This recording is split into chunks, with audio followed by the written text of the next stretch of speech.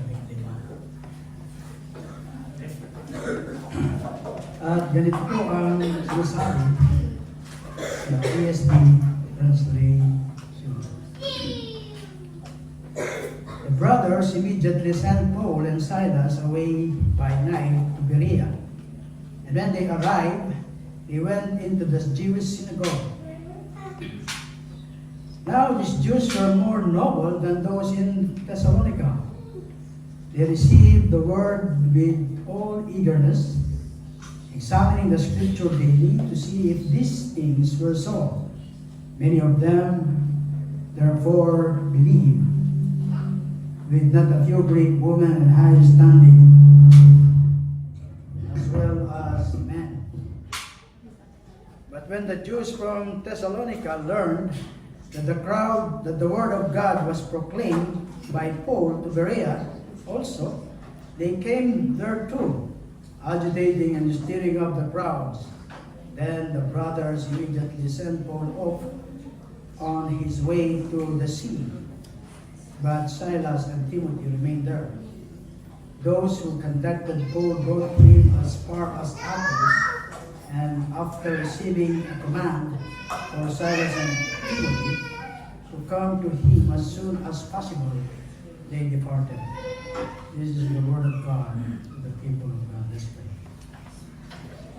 Thank you, O Heavenly Father, for Thy presence sa hapon na ito, Panginoon. Salamat, O God, muli. You allowed us, O God, to magkatipon on this place para kinig sa iyong mga salita. Let your Holy Spirit, Panginoon, sa pagpatuloy mag-usap sa bawat isa sa amin. Use your word and through the power of the Holy Spirit and the teaching of the Holy Spirit ay makuha po namin yung mensahe mo na lahat. Is muna amin makita at magtunan na may play dito sa inyong buhay. Samahan po kami habang kami nagpapatuloy. Sinabi titiwala ang ating tugan sa pangalan ni Jesus. Amen. Hindi na po tayo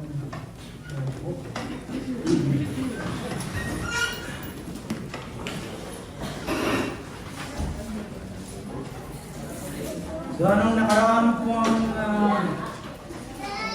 Sunday ay yung pag-aralan natin yung verses 1 to 9 ng chapter 17.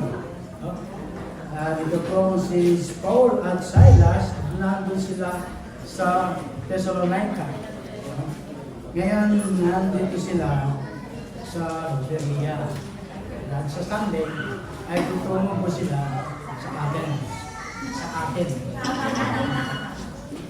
Tutungo sila sa Athens sa Sunday. Kaya mag-ready po kayo. Kung ikaw daw ay isang huwarang mangaral o evangelist, at mayroon kang kapagpipilian tungkol sa perfectong tagapakinig, kung saan mo gustong mangaral, anong madla o anong crowd yun. Diba ay EGCJ yan? Diba ay? No. So ito ba ay ang tagapakinig na nangangaral itong si Polycarp doon sa Roman Coliseum bago siya sunugin sa Tulos? O di kaya naman ba siya ay si Luther na nangangaral sa harap ng Diet of Worms na nagpapahiwatig na hindi siya tatanggi? O di kaya naman daw itong mga madla ay itong mga Indian, kagaya ng na-experience nating traffic kanina doon sa Daanan Temple. Napakadali nila rin sa mainit na desierto. Ito ba yung mga tao na yon na nangaral si David Brainerd habang umubo siya ng dugo sa puting niere kasi nag-slow na. So, habang may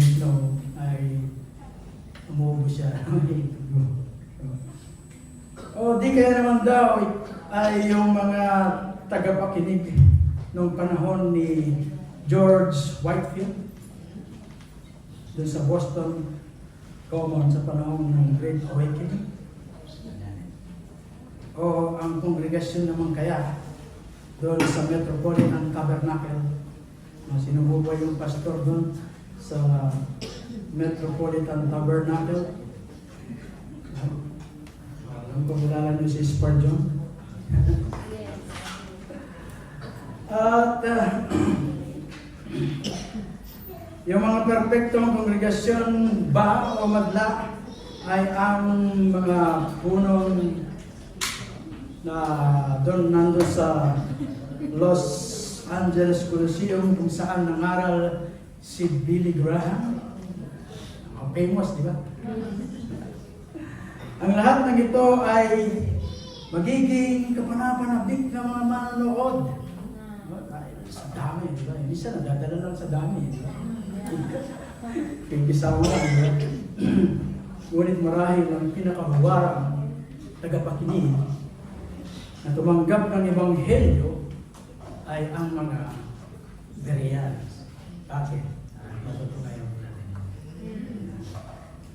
Sa Berea, si Apostol Pablo ay may perfectong sitwasyon kung saan pinangaral ang Ebanghelyo ng ating Panginoon Kristo.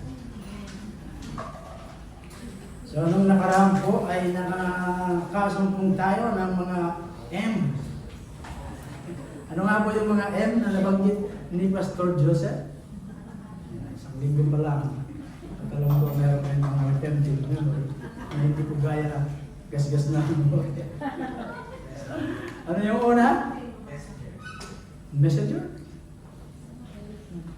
At pangalawa? Message? At pangatlo? Myself? Ano? Result. Result. So message, messenger, message, result. So makita po natin doon sa ating mga pag-aaral ng nakaraan, nakita natin yung messenger. Sino yung messenger? Si Apostle Paul. At nakita rin natin doon yung method ni Apostle. Dadagdagan mo ng mga M.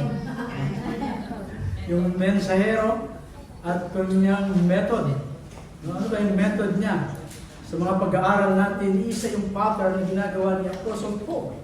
At tuwing pupunta siya sa isang lugar, ay minimit niya yung mga may kaalaman na sa Ebanghelyo. May kaalaman sa Diyos. Hindi lang siya sa synagogue pumunta, kung saan may pagtitipon, nagpunta siya sa Riverside, dyan sa may Dubai Park and Resort.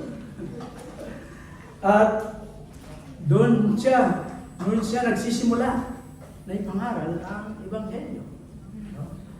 At nakita natin marami yung mga tumatanggap. At nandun yung kanyang mensahe. Yung kanyang mensahe ay patungkol lamang sa Scripture. Hindi siya lumalabas doon sa Scripture. At pagkatapos nakita natin yung result. There are many converts. Yan pa rin, ba?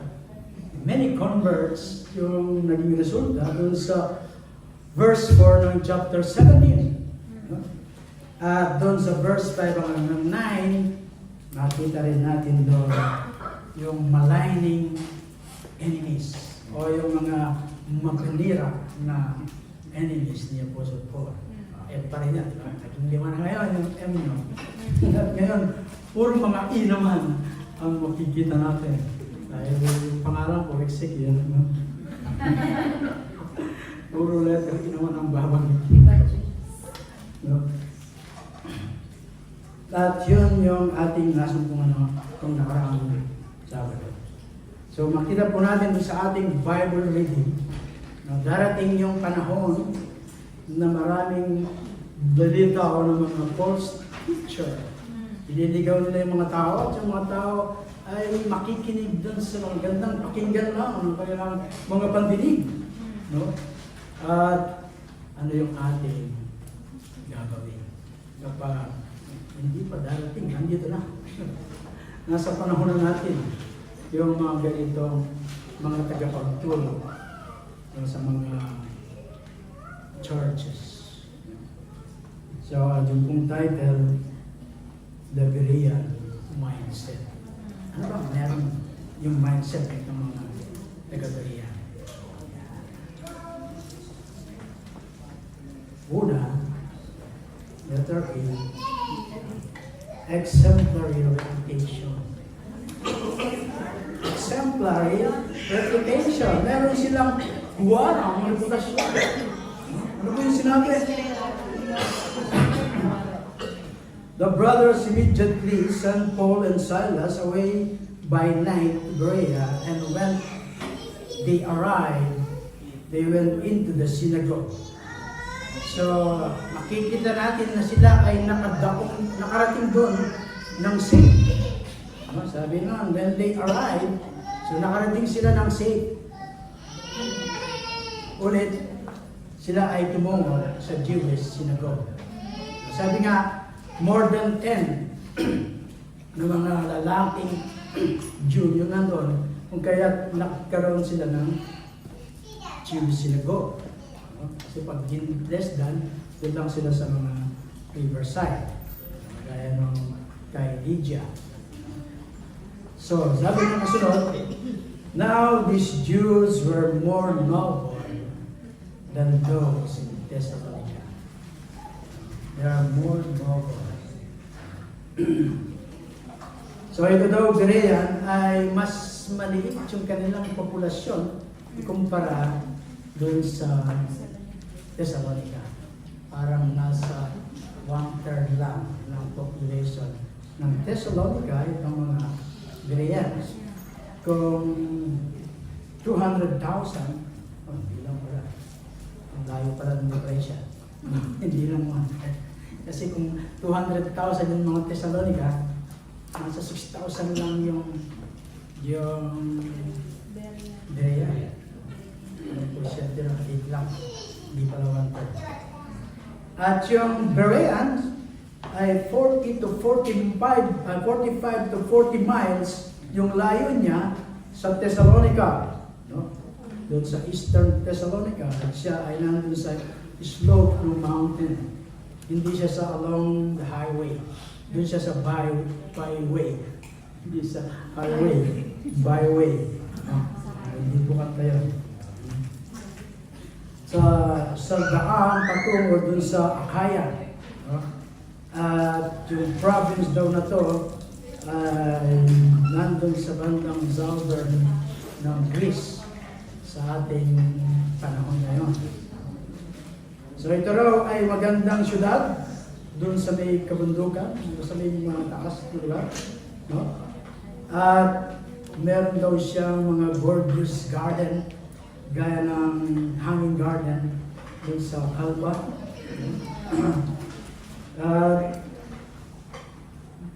Dahil daw sagana yung tubig doon, no? So maganda yung sibol ng mga pananim doon. So yun daw mga Berean was a city na kung saan nandun daw naninirahan yung mga aristocracy. Sabihin, may matataas ng class ng mga tao. Kaya sila noble by birth, but sa context, iba rin yung ibig sabihin dito, parating. No? Gaya daw ng mga retired, mga mayayamang mga military, mga politician, o yung mga edukadong mga leaders, no? Doon daw sila na nakatira. At pagdating ni Paul sa Berea, ay dali-dali siyang pumunta doon sa sinagogue. Gaya ng ginagawa niya doon sa mga nakaraang mga lugar na kanyang pinuntahan. Alam natin yung eagerness ni Paul, as a messenger, nandun lagi yung urgency to share the gospel. Meron ba tayong gano'n? Ayaw niyang lumampas yung pagkakataon na hindi niya may ang Ebanghelyo. At sinasabi, ito daw mga attenders ng Berean Synagogue ay more noble minded. Sabi po ng text. Hindi gawa-gawa ko lang po yan. Sabi ng text. Kumpara daw doon sa mga attenders sa synagogue ng Thessalonica. So hindi nabanggit dito si Timothy. Marahil si Timothy ay nanatili doon sa Pilipay nung sila ay nagtungo ng Thessalonica. Na-mention po siya sa Thessalonica, doon sa chapter 3, verse 2 ng Thessalonians. So they went into the Jewish synagogue. Bagamat sila ay kinoconsider na maliit na populasyon kumpara sa mga Thessalonians, merong enough na Jews para magkaroon sila ng synagogue. At si Paul ay yun yung pinupuntahan niya sa tuwing siya ay bagong dadaong o kakarating dun sa mga lugar na kanyang pinupuntahan. Hindi raw siya nagpapahinga, bagkus siya ay nagpapahayag ng Ebanghelyo ng ating Panginoon Kristo. Pagdating pa lang niya kung saan siya lugar nagpupunta. Sa mga kapanahonan natin ngayon, pagbukas na yan, explore mo na yung lugar. May time schedule, yung pagdating natin, pupuntahan natin yung mga ganito. But pagdating pa lang niya, pupunta ka agad siya sa sinagoga upang ipangaral ang Ebanghelyo. You always seen an urgency about Paul. Lagi niya nakikita yung urgency, yung kanyang zeal sa paghahayag ng banal na salita ng ating Panginoon upang ang mga tao na makakarinig ay manampalataya sa ating mga Kristo at magkaroon sila ng kaligtasan. So consistent na ginagawa ni Paul yun hanggang sa mga susunod pa na lugar na kanilang pupuntahan. So sabi sa ating pasahe, itong mga Bereans were more noble than those in Thessalonica.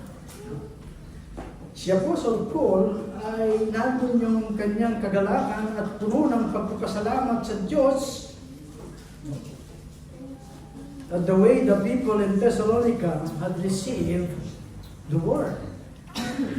Ganun na lamang yung kanyang kagalakan. Nag-uumapaw at puno ng pagpapasalamat sa Diyos sa pagtanggap ng mga taga-roon sa kanyang pinangaral. But itong mga Bereans, mas higit na-encourage yung kanyang puso dahil nakita niya kung paano nila tinanggap ang Ebanghelyo dito sa Berea. Ito daw yung ibig sabihin ng noble-minded,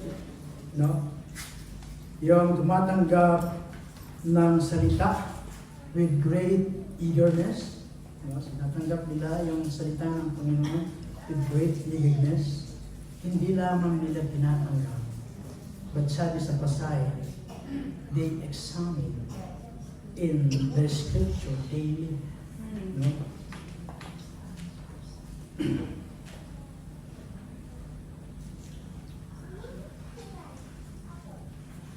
At sabi dito,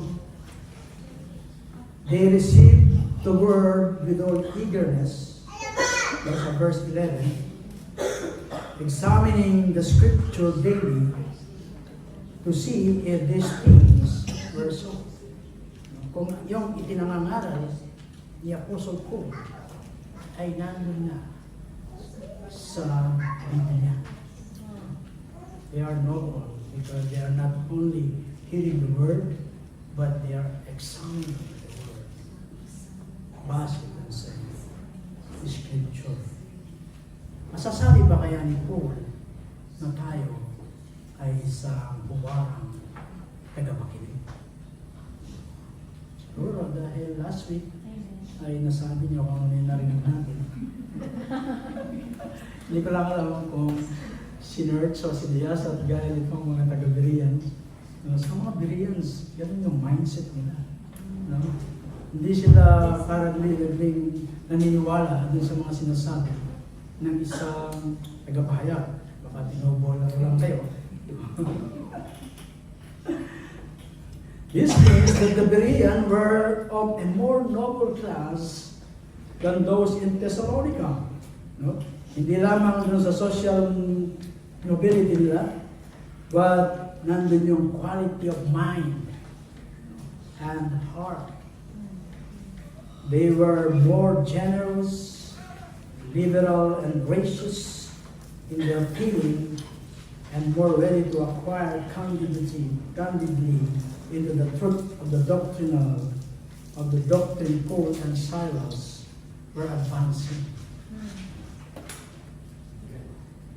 So itong mga taga-Bereans were highly educated people and open-minded to what Paul had to say. No? So ang mga dumalo sa sinagoga sa Thessalonica ay hindi mapanuri. No? Sa kanilang pag-iisip, may pagkiling sa katotohanan, mas emotional at mapusok sa Ebanghelyo. So, ibang kahulugan ng noble-minded means literally of high or noble birth. But sa ating context, dinidescribe dito, ginamit as a figurative, yung mga tao at yung mga lalaki at babae possessing yung uri ng pag-uugali na karaniwang nauunay sa mga taong may mahusay na lahi. Yan. Kung mahusay ba yung lahi mo ay ganito yung mga kikita sa'yo. Kasi pag minsan, anak ko yan. Kaya pala. Alam na agad, di ba? Sinabi mo pa lang niyo, nakita pa lang yung bata, alam na yung magulang kasi nagre-reflect yung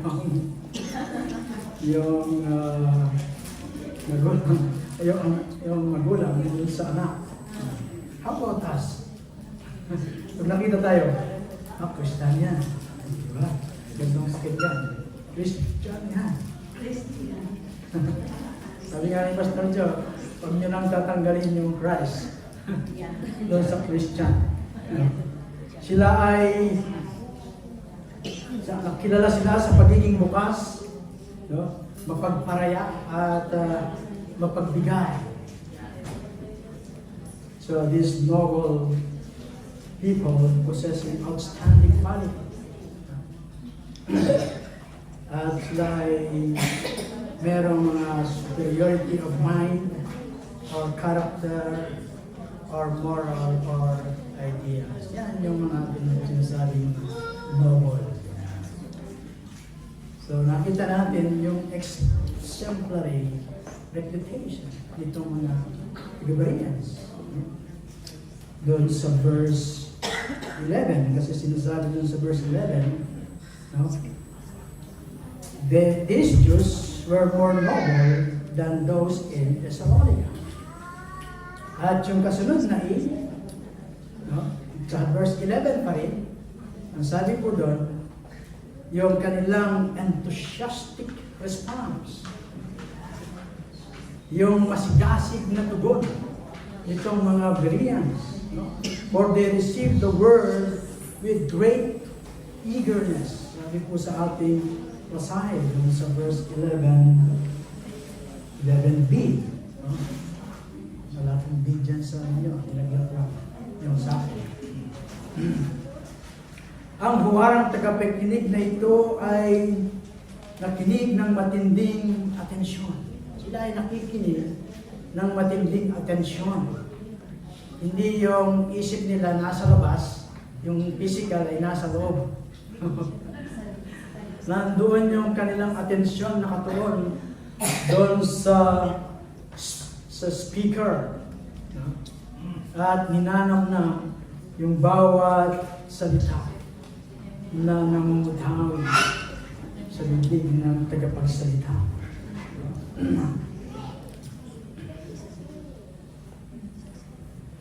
Sila ay nandun yung matinding atensyon nila sa sinasabi nitong si Apostle Paul patungkol sa ating Panginoong Kristo, at binigyan nila siya ng mahalagang magalang na pandinig. Sabik silang tanggapin ang sinasabi ni Apostle Paul dahil mayroon silang edukadong pag-iisip at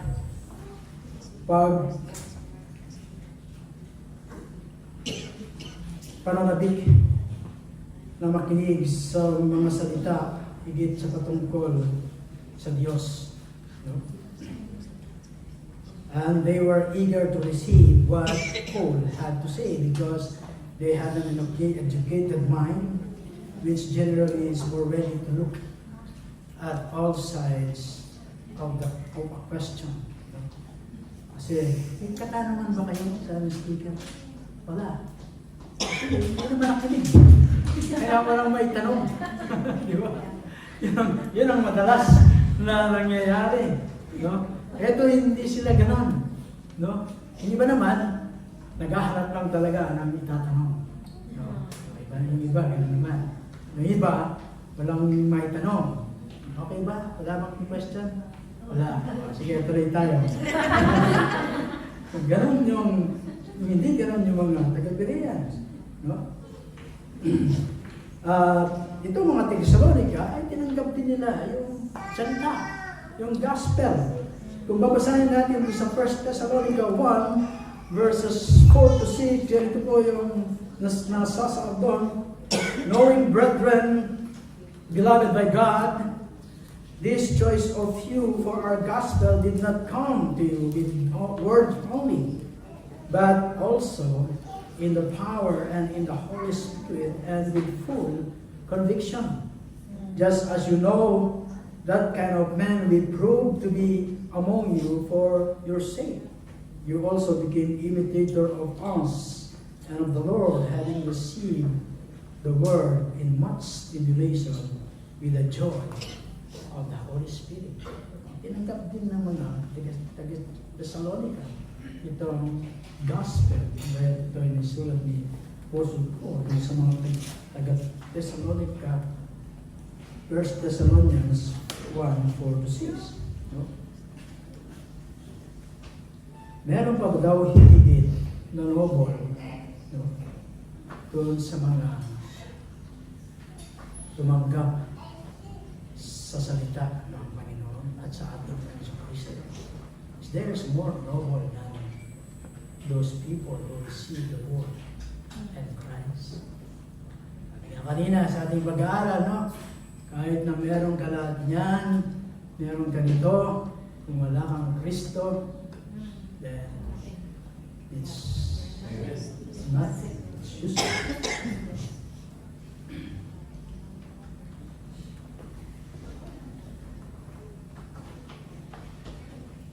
Yung daw mga Thessalonica, yung attitude nila, they check everything out with the scripture. Bago sila gagawa ng mga komento. Hindi lamang sila nananangad sa kanilang opinion o pag-iisip, but they will check first in the scripture because the scripture is their final authority. So, itong mga huwarang tagapakinig ay meron daw receptive mind and heart to the truth and want to examine objectively. So, yun yung mga enthusiastic response nito ng mga Bereans. Masigasig na tugon nila. Tinatanggap nila, but they will examine. So, bago sila mag-comment, chinecheck muna sa scripture.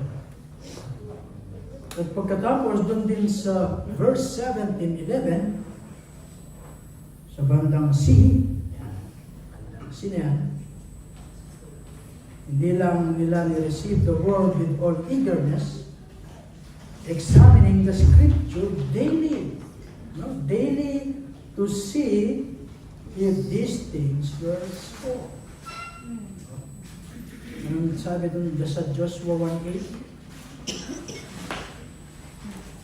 Do not depart this law of the Lord in your mouth. No? And day and night. Mas matindi pa pala ron. Day and night. No, dito, day lang. Walang nightly. Mas matindi yung katibilin ni Joshua. But, ginagawa ba natin yun? Sila ay nandun yung kanilang pananabik o yung sabik sila sa pananaliksik. Eager to research.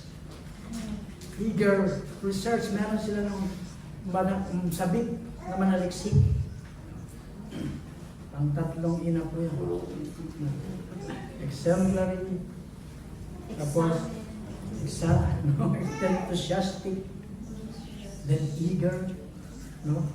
Examining the scripture daily to see if these things were so. Ito yung mga Bereans, yung mga attenders ng Berean synagogue. No, ini-examine nila every word that Paul is saying. No? Kung ito nga ba ay in line doon sa scripture. Hindi nila ginagawang mali ang lahat ng bagay at hindi naaayon sa kanilang naiisip ng mga opinyon. At hindi rin sila tatanggap ng anumang bagong turo ng hindi maingat na sinusuri sa kautusan. So ito raw mga tao na to, they are not only, these folks were not few-seaters. Hindi lang sila nakaupo at nakikinig. Meron tayo mga sinasabing SSS dyan, no? Yung mga satisfied sitting Christian. Satisfied sitting Christian. No. At meron naman mga GIS. Ano naman yung GIS? Ba't natawa? Yung may mga SSS, yung saved, sitting satisfied. Meron naman GSIS. Yes. Yung mga saved. Ano yan?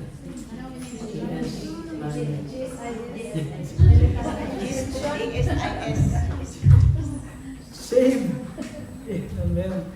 in action, right? GSIS. God save in service. Dapat din tayo. GSIS. God save in service. Sila daw ay mga Bible student. Bagamat hindi sila pumasok ng mga seminary, ang pinag-aaralan nila yung Ebanghelyo. They were cautious and careful about what they believe. They use only the scripture as their final authority. Amen. Same sa atin. Yung final authority natin, yung scripture, hindi yung sinasabi ko lang dito sa harapan. So if it was the book, they would accept it. Both the Thessalonians and the Bereans received the word of God, but these Bereans, no, ay mas mapanuri sila. No? Mas analytical kumpara dito sa mga Bereans. Bereans challenged what the preacher was saying. Not to get in a theological argument, hindi lang makikipag-arguments, but to come to the truth. Sina-challenge nila sila. No? Yung kanilang mga sinasalita, hindi upang makipag-argue. No? Of course, gusto nilang malaman yung katotohanan. Pansinin natin, sabi doon sa ating pasahe, they did this daily. Araw-araw nilang ginagawa ito. Yun ang magtatanong.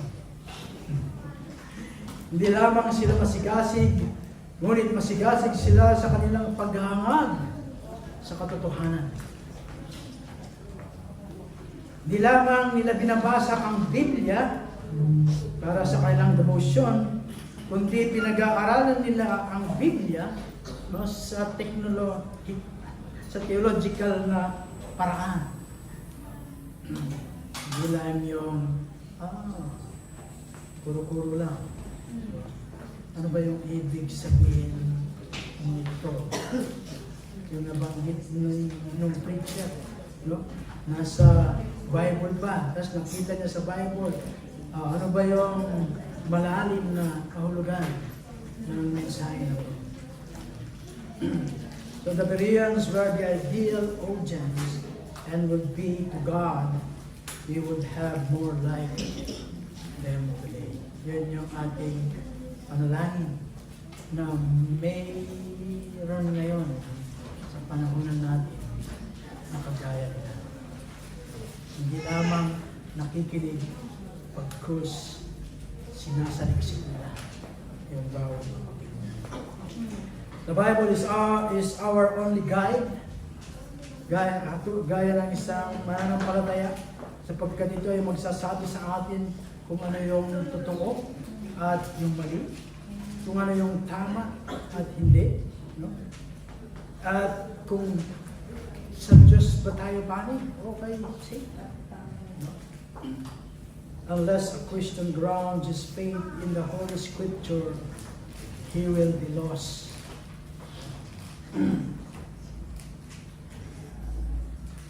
Yan yung sinabi natin, yung pinag-aaral natin sa Judges, no? Ay magiging kagaya nila where everybody does that which is right in his own eyes. Kasi walang basihan at ang basihan natin ay ang banal na kasulatan. No? Kapag lumabas tayo ron, tama to kasi yung nabasa ko. Tama to kasi yung napanaginipan ko. Hindi sila ganun, itong mga Bereans. Their mindset ay hindi ganun. Karamihan sa mga evangelical ay mapaglinlang. Hindi naman lahat. But meron, no? Yung emotional sila at nakasentro sa tao. Yung kanilang mga sinasabi. Bihira silang magsaliksik ng kasulatan. Sabi nga, kung ano yung nadampo, kung ano yung pumasok sa isip, yun na lang yung ikinapangaral. Naniniwala sila kay Kristo, ngunit hindi nila sinasaliksik ang Biblia para sa mga paniniwala patungkol sa pamumuhay at sa teologika. They gather around some teacher and says, I am of Paul. Sabi ng iba, I am of Peter. Iba naman, I am of Apollos. They do not test things they believe and do by the Bible. And their theme song is, meron din silang theme song na kagaya na ni Jacob. Si Jacob meron siyang theme song. Theme song. No? Yung theme song ni Jacob. I do it my way. Yan yung ating mga napag-aralan noon. At pagdating dito, ito rin yung mga tao na hindi nananaliksik ng banal na kasulatan. No? Where He leads us, we will follow. What He feeds us, we will swallow. No? Yun yung kailangan mga tinso. Kung ano yung narinig natin, yun na. No? Hindi ganun yung mindset nitong mga taga-Bereans. They check kung ano yung kanilang narinig. No, hindi sila makontento ron. Nandun yung kanilang kasigasigan sa pagsasaliksik ng banal na kasulatan. Hindi kapag sinabi ng isang mangaral o ng isang ebanghelista ay tama na. No?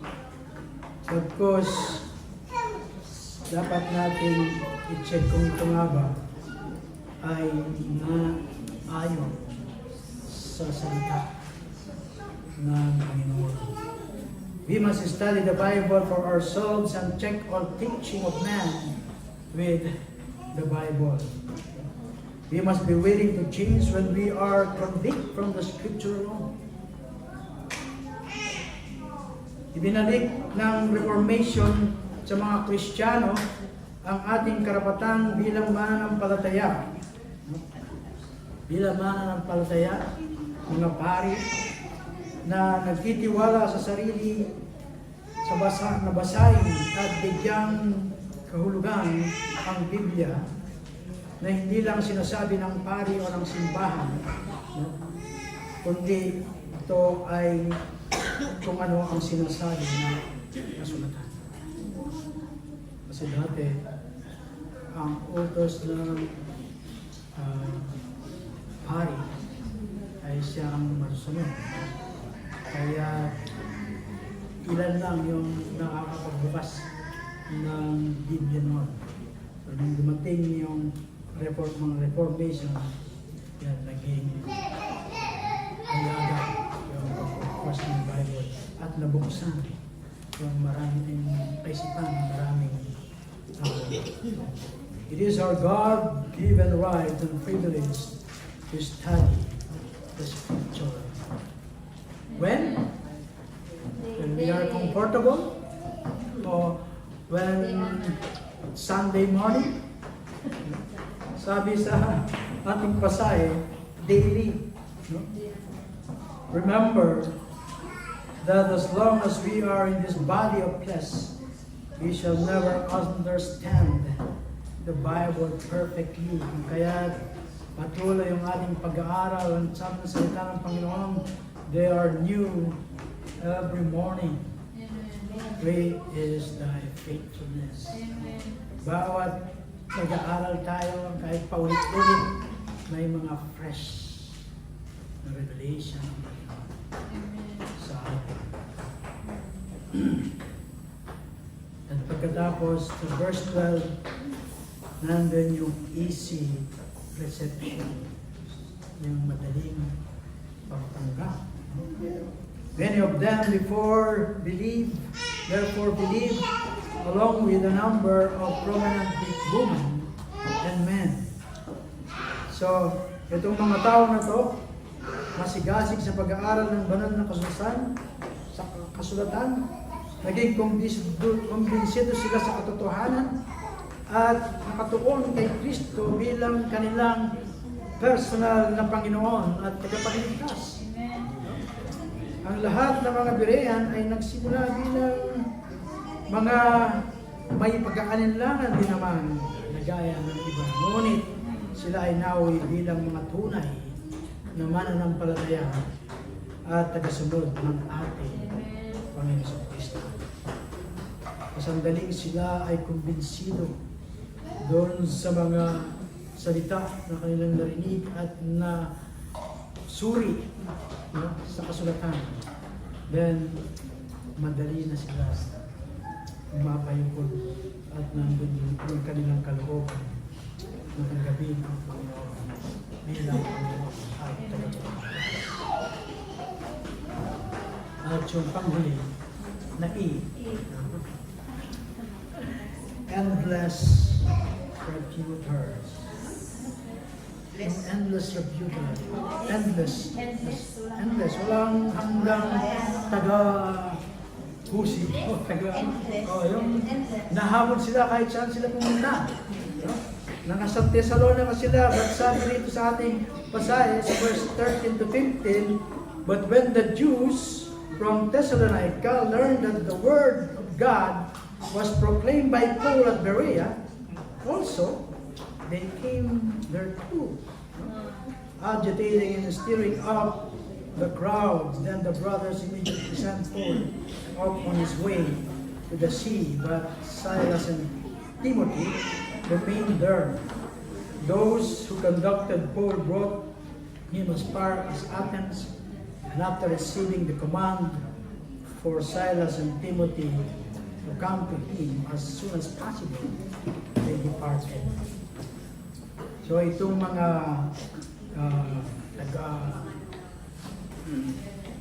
yung mga Jewish legalists founded Paul, no? Saan man sila magpunta, no? Dahil hate sila doon sa kanyang pagtuturo ng doctrine patungkol sa Messiah at doon sa free grace in salvation and sanctification, no? At itong mga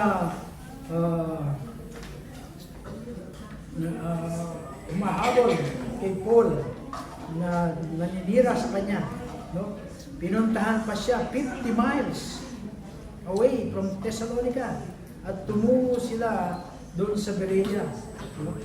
To stir trouble for Paul, no? Hinamak ng mga Hudyong ito si Paulo at hinahabol siya dahil siya ang pinuno, no? Siyempre, titirahin mo yung leader. Kapag nawala yung leader, may scattered ang kanyang mga tagasunod. Kaya sabi niya, Apostle Paul, ipanalangin niyo kami. Kapagkat si Satan, yun yung kanilang pinupuntirya, yung mga leaders. At makita natin dito kay Apostle Paul, lagi siyang sinusundan, no, upang pabagsakin. At si Paul ay masigas, no, sa paghahayag ng salita ng Panginoon saan man siya umaroon. Si Silas at Timothy ay nanatili sa Berea. Umalis si Pablo sa Berea, ngunit bago maitatag ang pundasyon para sa isang lokal na simbahan. Hindi niya iiwan yung isang lugar na hindi na-establish yung church. No? At siya ay nag-iwan doon ng mga tatayo upang magpatuloy sa pangunan ng mga Espiritu yung gawain sa lugar. Paul is free to leave because he has left the church behind. Meron ng church na naitatag doon kung kaya ready na siyang tumungo kung saan siya dadalhin ng Panginoon. God has implanted a living community who will be bridged in the midst of evil of that city, to arrest its corruption and dispel its darkness as they operate in the freedom and liberty of the body of Christ, exercising their gifts and proclaiming the delivering truth na at pagkatapos wala na tayong maririnig after this doon sa mga taga-Berea, no? Marahil ay hindi na siya sinulatan ni Apostle Paul sapagkat okay yung kanilang kalalagayan doon. So yung mga sinulatan niya, Corinthians, Thessalonica, maraming mga paalala, maraming mga encouragement. But dito sa Berea, wala tayong kikita, yung mga walang ka. Marahil siguro, they are spiritually healthy church. No? So, hindi na kailangan na sila pa ay palalahanan at sulatan. Nakita natin sa mga pag-aaral na ginagalikan nila upang sila ay palakasin, and to establish at hindi na may sulat dito sa ating so ano yung ating natutunan dito sa mga taga-Berea? Do we have that kind of mindset? Kagaya ng mga taga-Berea. Kapag nag-amen ka, sa susunod tatangin. Kaya pala ayaw ko lang nag-amen. So salvation is only in Jesus Christ. And only Christ can fill the vacuum in our soul. No? Anong sabi nung sa Acts 4:12? There is salvation, and there is salvation in no one else. For there is no other name under heaven that has been given among men by which we must be saved. At dito dun sa 17 verse 11, napakahalaga para kay Luke, no, na ipakita yung contrast between dito sa crowd sa Thessalonica, no, that their unthinking, yung prejudiced mind nila, at yung kanilang emotional, impulsive action dito sa mga Jews, sa Bereans, who were more noble. So sila ay mas huwaran, hindi lamang dun sa kanilang estado ng buhay, bagkus yung kanilang attitude, yung kanilang heart sa pag-receive ng Ebanghelyo, at hindi lamang nila tinatanggap ang mga ito bagkus nandun yung kanilang pananalisip. No. A noble person is one who has not only an open mind but also a cautious heart. He will not accept a teaching unless he check it with the scripture.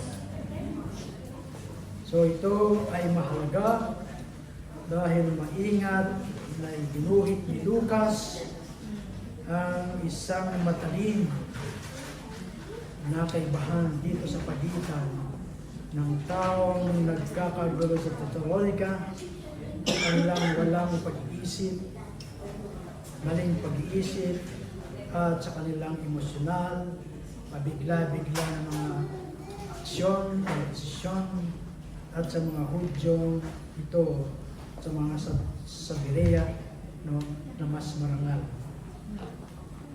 Sano nabuo ang kanilang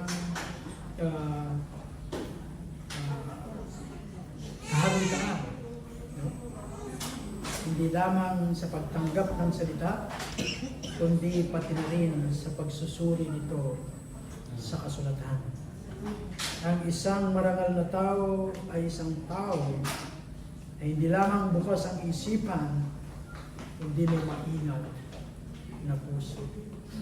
Hindi niya tatanggapin ang isang turo, maliban kung susuriin niya ito sa kasulatan. Are we like a Berean na merong ganong mindset? They're easy, they're, ano yung limang E? Their exemplary reputation, their enthusiastic response, yung eager research, at yung easy reception, then endless refusal. Ano ang meron tayo sa tayo buwan? At malalangin?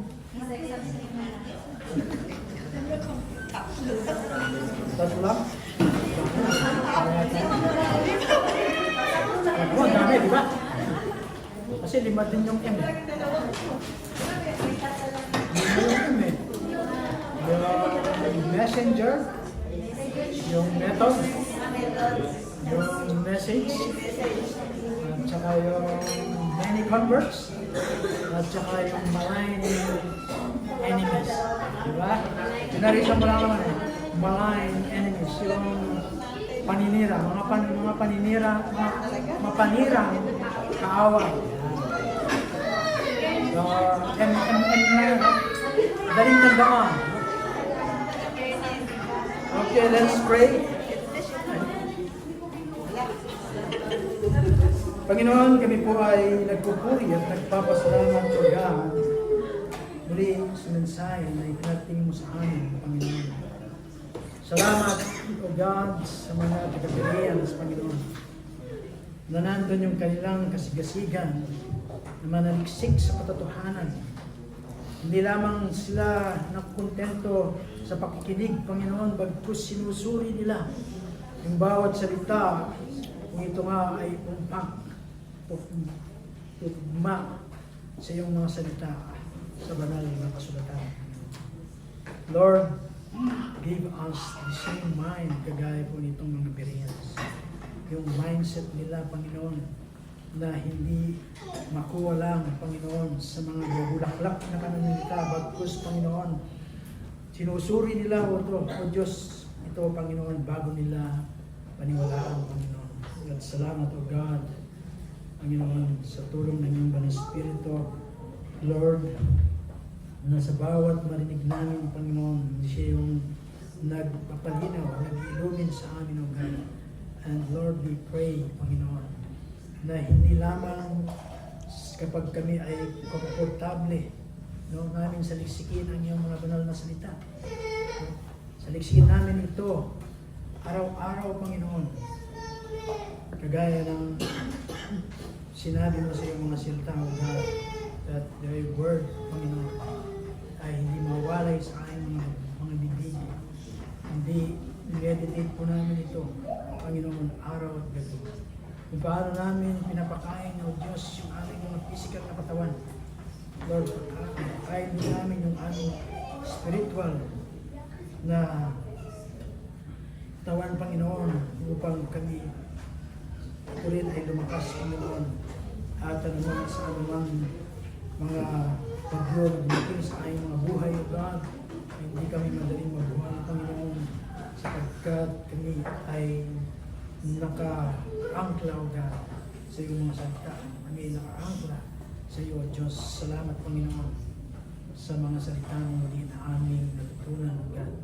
Lord, help us, Panginoon, na maging kagaya nitong mga taga-Berea, Panginoon, na tuloy na nagsik, O Diyos, sa iyong mga salita, O God, upang lumalim yung aming kaalaman at hindi kami tangayin, Panginoon, ng handog, O God. At patuloy, Panginoon, na tumadag, O Diyos, yung aming pananampalataya, lumalim yung aming pagkakilala sa iyo at higit yung relasyon namin sa iyo, Panginoon. Lord, salamat po aking sa buhay ni Apostle Paul, O God, kung saan man siya madako, Panginoon, nandun lagi yung kanyang pagsisikap o yung kanyang kasigasigan, Panginoon, na ipangaral ng iyong Ebanghelyo, Panginoon. Pagkat alam niya, O God, nakita niya yung urgency, yung need, O God, yung kaligtasan ng mga tao, Panginoon, na they are bound to hell, O God. Lord, salamat, Panginoon, sa mga hinirang mo, O God, ng kapanahonan niyo. Salamat, O God, kapagkat kami rin ay tinawag mo upang maging kabahagi, O God, sa pagpapalaganap ng Ebanghelyo at pagpalawak ng iyong kaharian. So, you pray, O God, ang patuloy na pangunguna ng iyong Banal na Espiritu, Panginoon, pagkat kung saganan amin ay hindi ko namin kaya, O God. Lord, puspusin mo kami ng iyong Banal na Espiritu. Unahan po kami, Panginoon, that direct, Lord, kung sa nais mo na aming gawin for the good of thy people, God, and for your name, sa ikalawalhati ng iyong banal na pangalan. Lord, salamat muli sa hapon na ito. Ilamang kami nabusog ng iyong mga salita, Panginoon. Because, O God, nandun lagi yung paghamon mo sa amin. Upang yung aming mga natututunan, yung aming mga naririnig, O God, ay may bahagi din namin, O God, sa mga tao na hindi makakarinig ng mga ito. Help us, Lord, tulong ng iyong Holy Spirit sa aming pag-ayo sa lugar na ito. Lord, samahan po kami. Nagapanan, Panginoon, yung tas na katiwala mo sa bawat isa sa maraming salamat po, Diyos. Mga panalangin sa pangalan ni Jesus. Now to Him who is able to keep you from stumbling, to present you blameless before the presence of His glory with great joy. To the only God, our Savior, to Jesus Christ our Lord, be glory, majesty, dominion and authority before all times, and now and forever. Amen.